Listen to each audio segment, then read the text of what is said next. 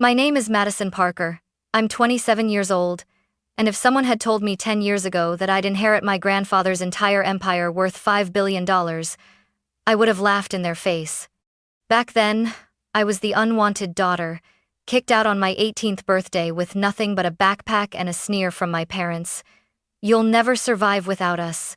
So imagine walking into a courtroom last month, facing those same parents, perfect suits, fake smiles, my older brother Ethan sitting beside them like he already owned the world. My mother leaned in, her perfume choking the air, and whispered sweetly, "Of course, Madison, we'll manage it all for you." My father nodded smugly, as if my life, my future, and $5 billion were already in their hands. But when the judge turned to the next page of the will, their smiles froze, then shattered. I grew up in a house where appearances mattered more than love. My parents, Richard and Diane Parker, weren't poor, far from it. Dad was a regional executive at a logistics firm. Mom was the type who lived for cocktail parties and neighborhood gossip. But if you looked beneath the polished smiles, you'd see the rot. They only valued the child who fit their perfect image. That child was my brother, Ethan. He was the golden boy, straight, a student, football star, the one my parents paraded at dinner parties. Every victory of his was a family celebration. When Ethan got accepted to his dream college, Dad opened champagne. When I wrote a short story that won a local contest, Mom shrugged and said, "That's cute, but it won't pay the bills." It wasn't that I was rebellious. I wasn't sneaking out or breaking rules. I simply didn't fit the mold. I liked art more than sports, books more than cars, quiet nights more than loud parties. For that, I was branded difficult. When I asked why Ethan got a brand new car at 16 while I patched together rides from friends, my father's jaw tightened. "Life isn't fair, Madison. Learn your place." By the time I turned 17, the tension in the house was unbearable. Every dinner became a trial. Mom would roll her eyes whenever I asked for basic fairness. Ethan would smirk across the table, twirling his car keys, basking in the glow of being untouchable. And Dad just looked at me like I was a problem he couldn't wait to get rid of. I'll never forget the night he leaned forward, his voice low and sharp. "If you're still living under this roof by 18, you're a failure." The words cut deeper than any slap. I laughed then, because what else could I do? But inside, I was shattering. And when my 18th birthday arrived, they made good on their promise. It wasn't a quiet dismissal, it was a performance. Mom called me into the living room, Ethan lounging on the couch like it was a show. Dad stood tall, holding an envelope. "We've decided it's time you learn responsibility," he said coldly. "No more money, no more support. You're on your own." The envelope held nothing, no check, no safety net, just a symbolic gesture that they were done with me. I packed what I could into a backpack, 2 changes of clothes, a sketchbook, and my phone. When I hesitated at the door, Mom's voice rang out, syrupy but cruel. "Don't worry, sweetheart. You'll thank us one day." That night, I slept in the back seat of my old car, staring at the ceiling, wondering how my life had unraveled so completely. Meanwhile, Ethan posted photos from his fraternity party, smiling with a brand new MacBook Dad had bought him. The only person who didn't abandon me was my grandfather, William Parker. He invited me over on weekends, fed me, let me crash on his couch when I had nowhere else to go. He never said much about my parents, but the way his eyes darkened when their names came up told me he knew the truth. In time, he became more of a father to me than my own ever was. The years after I left home blurred into survival. I worked part-time jobs, studied when I could, and scraped together enough to rent a shoebox apartment. It wasn't glamorous, but it was mine. Through it all, my grandfather, William Parker, was the only family who never turned his back on me. He'd slip me grocery money when he thought I wasn't looking, invite me over for Sunday dinners, and remind me with a firm squeeze of my hand, "Madison, you're stronger than you think." So when the call came, it knocked the air from my lungs. Grandpa was gone. Even though I knew he had been sick for a while, some foolish part of me believed he'd outlast us all. Stubborn, steady, unshakable. Losing him felt like losing the only anchor I had left. The days after his death were a fog. I expected nothing from the estate. Maybe an old watch, a letter, something small to remember him by. I certainly didn't think I'd be summoned to a will reading in the county courthouse. When the official envelope arrived, embossed with the seal of the probate court, my hands shook as I opened it. Inside, the words were clear. The heirs of William Parker are required to attend the reading of his last will and testament. My name was listed alongside my parents and Ethan. I almost didn't go. Part of me wanted to grieve in peace, away from their toxic orbit. But another part, perhaps the one my grandfather nurtured, refused to let them write me out of his story. So, on a gray Monday morning, I walked into the courthouse. They were already there, of course. My parents, Richard and Diane, dressed as if attending a gala rather than their father's will reading. My mother's pearls gleamed against her silk blouse, her lipstick a shade too bright. Dad sat with his hands folded smugly, his cufflinks catching the light. And Ethan. Ethan looked like he was born to inherit an empire. His navy suit was tailored, his grin wide as if the entire proceeding were just a formality. When I stepped through the doorway, all three of them turned. My mother's smile stretched too wide, sugary sweet. "Madison, darling," she cooed, as though we hadn't gone years without speaking. "I knew you'd come." Dad gave a curt nod, his eyes already drifting back to the attorney's briefcase like a hawk watching prey. Ethan smirked and muttered just loud enough for me to hear, "This will be fun." I sat down across from them, my pulse hammering in my ears. The air felt thick, suffocating, as though the walls themselves knew what was about to happen. The attorney, a sharp-eyed man named Mr. Whitmore, cleared his throat and adjusted his papers. "We are here to read the last will and testament of William Parker," he began. My mother's hand brushed mine, her nails pressing slightly into my skin. "Don't worry, Madison," she whispered.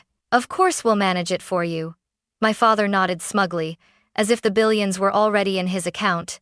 They had no idea what was about to hit them. The room was so quiet I could hear the rustle of papers as Mr. Whitmore, the attorney, flipped to the first page of the will.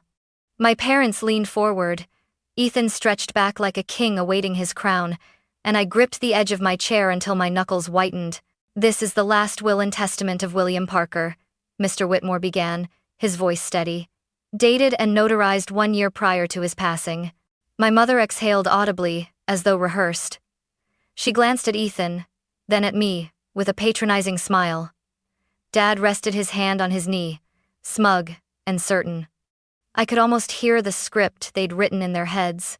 Ethan inherits the fortune. They manage it together, and I fade into irrelevance.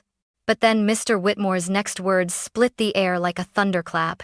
"I, William Parker, do hereby leave the entirety of my estate, valued at approximately $5 billion, to my granddaughter, Madison Parker." Time stopped. I swear the clock on the wall went silent. For a heartbeat, nobody moved. My parents froze mid-smile, their faces cracking like porcelain masks. Ethan's jaw dropped, then snapped shut with an audible click. I blinked, certain I'd misheard. $5 billion? To me? My pulse thundered so loudly I barely registered the attorney continuing. "It is my express wish," Mr. Whitmore read, "that this estate be left in her sole possession, with no trustees, no oversight, and no conditional management. Madison Parker is to have full control of the assets, properties, and holdings, effective immediately." The silence that followed was deafening. Then, like vultures realizing their prey had flown from their talons, my family scrambled. My mother's voice shot out first, shrill but laced with sugar. "Well, of course that makes sense," she said, clapping her hands lightly. "Madison was always close to her grandfather. Naturally, she'll need our guidance, won't she, Richard?" Dad straightened, nodding quickly, his smile stretched tight. Yes, of course. $5 billion is, well, it's an enormous responsibility for someone so young, so inexperienced. We'll step in, manage the investments, oversee the properties, protect you from mistakes." Ethan laughed under his breath, the sound cold and sharp. "Don't take it the wrong way, Maddie, but you've never exactly been responsible. Remember when you maxed out that little credit card freshman year? Multiply that by $5 billion, disaster waiting to happen." I sat frozen, every word lashing me like a whip. Their arrogance was staggering. Even here, even now, after my grandfather had trusted me with everything, they couldn't see me as capable. To them, I was still the weak one, the expendable one. Mr. Whitmore cleared his throat. To clarify, he said firmly, Mr. Parker specified that the estate belongs solely to Madison Parker. No trustees, no family oversight, no shared management. His instructions are explicit. Dad's jaw tightened. He forced a chuckle. We understand. We're only concerned for her well-being. You understand, don't you, Madison?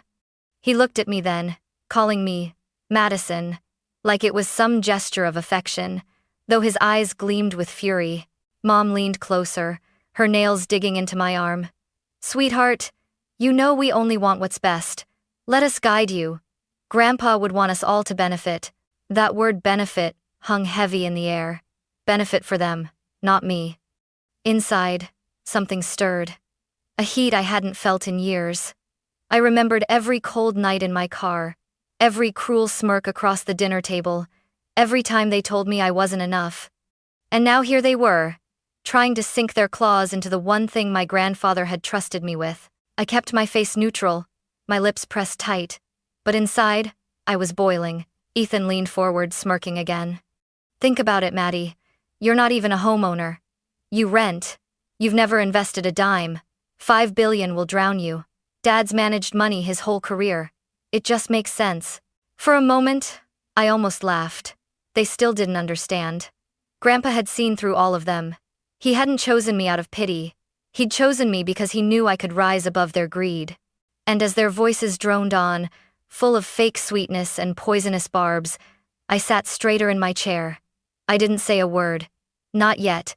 But I knew this was only the beginning of a war they could never win. The courthouse scene was only the opening act. By the time I returned to my apartment that evening, my phone was already buzzing with messages from my mother. We should talk, sweetheart. Your father and I know what's best. Don't make rash decisions. Each text dripped with faux concern, but I knew the truth they were circling, desperate. I ignored them. For 2 days, silence.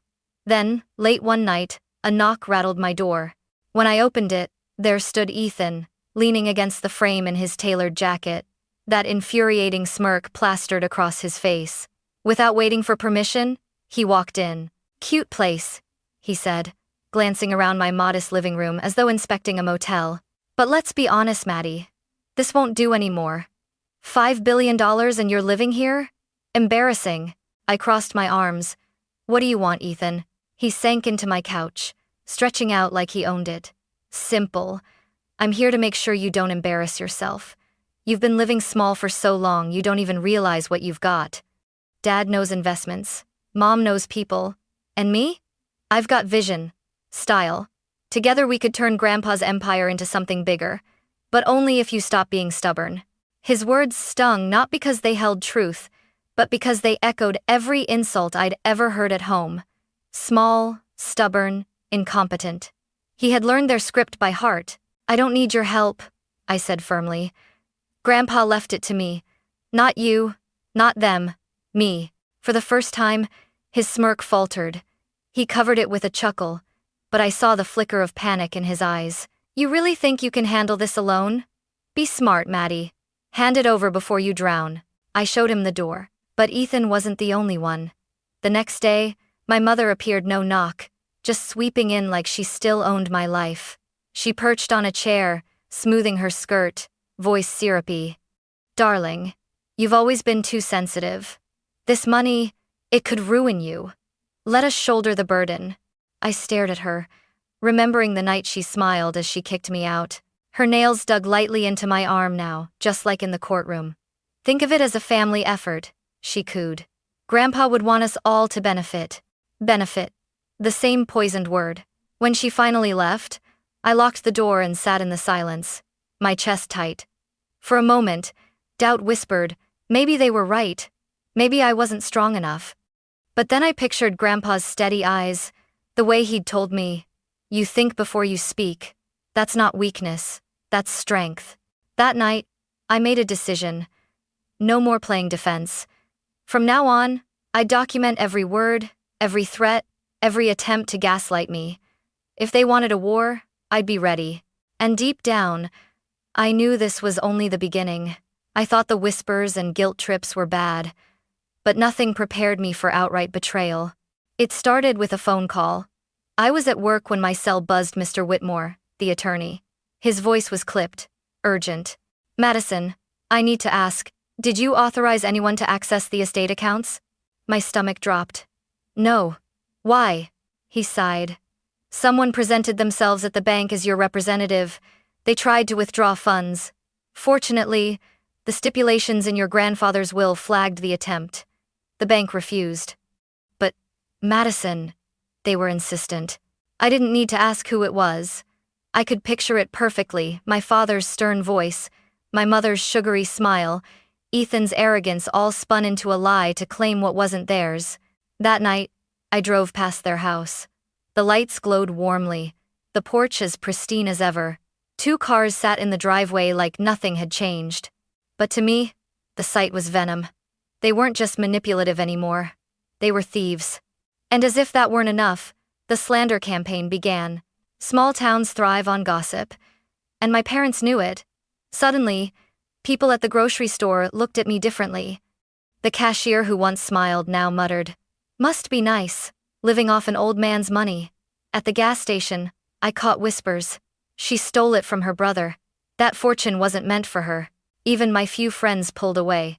Phone calls stopped. Invitations vanished. The narrative was spreading. I was greedy, undeserving, a fraud. One evening, sitting alone at my kitchen table, the weight of it all crushed me. I had the money, yes, but it felt like a trap. If I used it, I'd feed their story. If I stayed quiet, I'd drown in silence. For the first time since the will reading, I wondered if maybe they were right, if maybe I wasn't strong enough. My hand drifted to a drawer. Inside, tucked beneath old receipts and a dried-up pen, was an envelope I'd nearly forgotten. It was from my 21st birthday. Grandpa had handed it to me back then with a knowing smile, saying, "One day, you'll understand." With trembling hands, I opened it. The letter inside was written in his firm, slightly shaky script. "Madison, if you're reading this, I hope you've learned by now that the world doesn't give it takes. Don't let them. You are stronger than you know, and one day you'll have to prove it. When that time comes, don't shrink back. Stand tall. They can only steal from you if you hand it to them." Tears blurred my vision as I read those words again and again until they burned into me. My grandfather had known.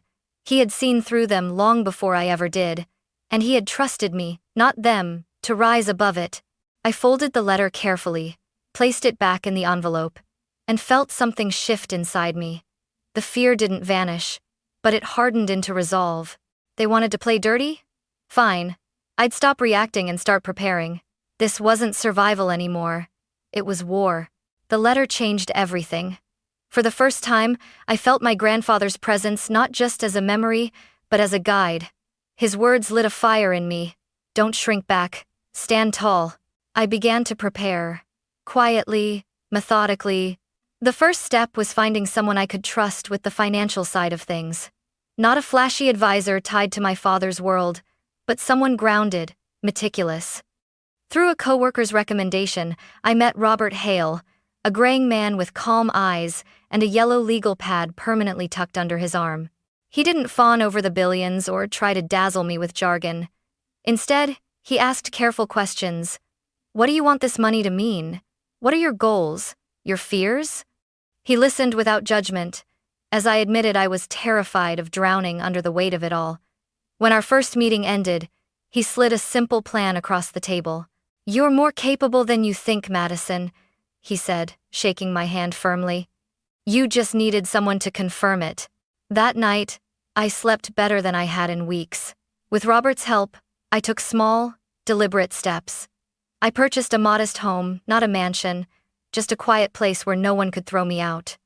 Walking through those empty rooms, I whispered to myself, this is mine, truly mine. But I knew money alone wouldn't protect me. My parents were relentless, and gossip was their weapon. So I decided to fight back the way my grandfather would have, by building respect. I joined a local charity board he had once supported. At first, I was nervous, the whispers of undeserving heiress still following me. But slowly, people began to see me as more than a headline. They remembered William Parker's integrity and, by extension, they started to respect me. Then came the turning point. At one of those board meetings, I was introduced to Daniel Grant, a retired attorney in his 50s with sharp eyes and a calm, commanding presence. When he learned I was William Parker's granddaughter, his expression softened. "Your grandfather was a rare man," he said, gripping my hand. "He always spoke highly of you." Over coffee a week later, Daniel leaned in and lowered his voice. "You should know your grandfather anticipated trouble after his passing. He put certain protections in place." My breath caught. "Protections?" Daniel nodded, sliding a worn folder across the table.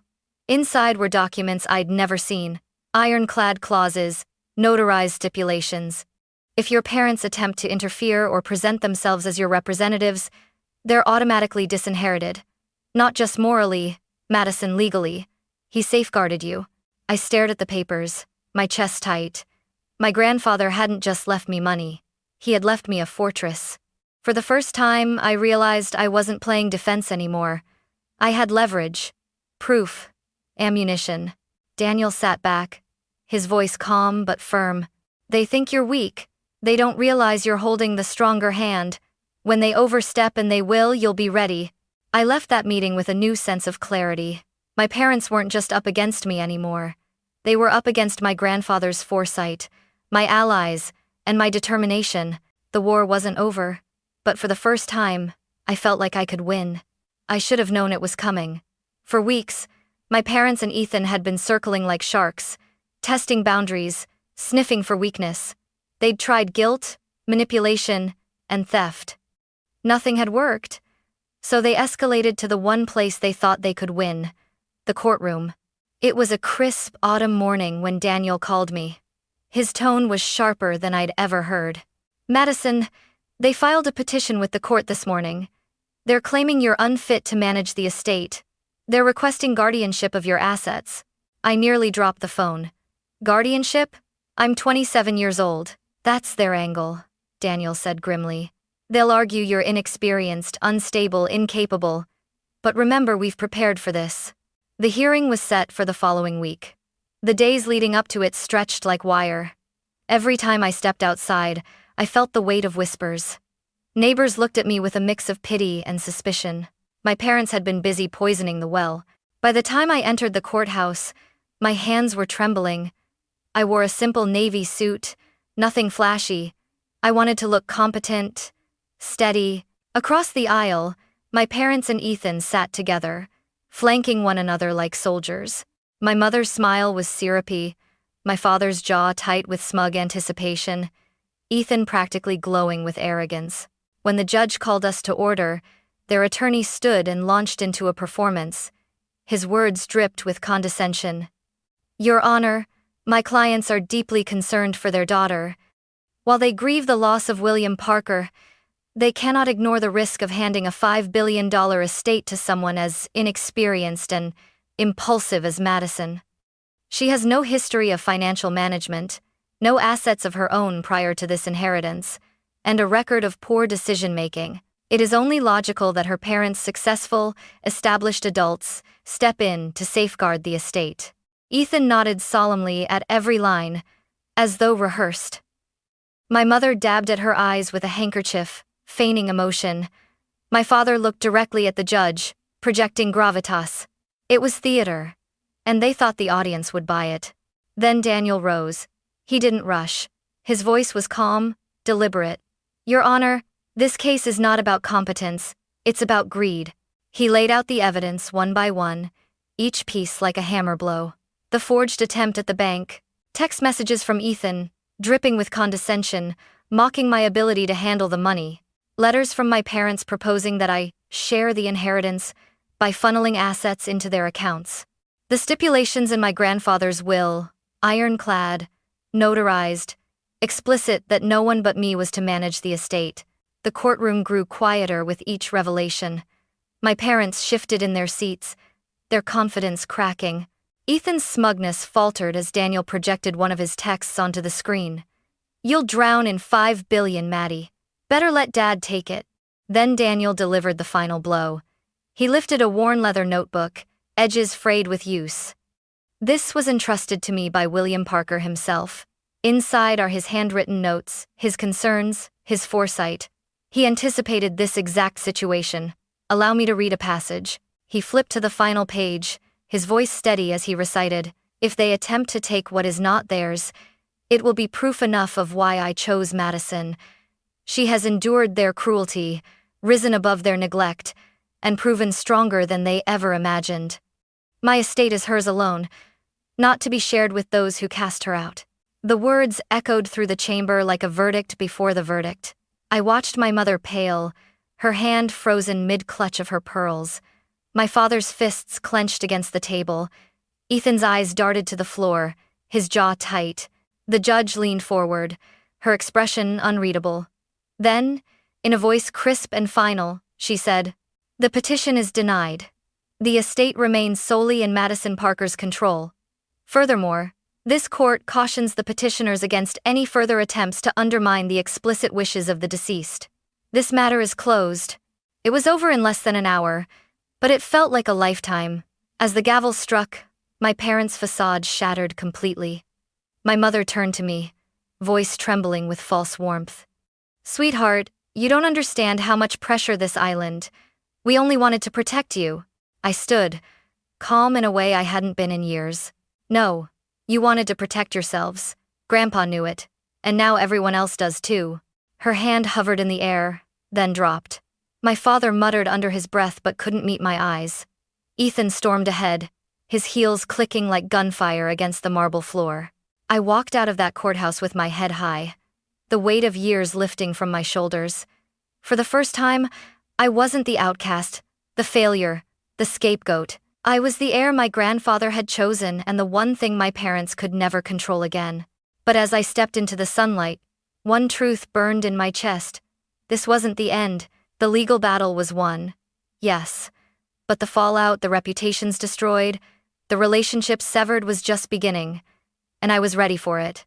The verdict might have ended the legal battle, but the aftermath unraveled slowly, like dominoes tipping one by one.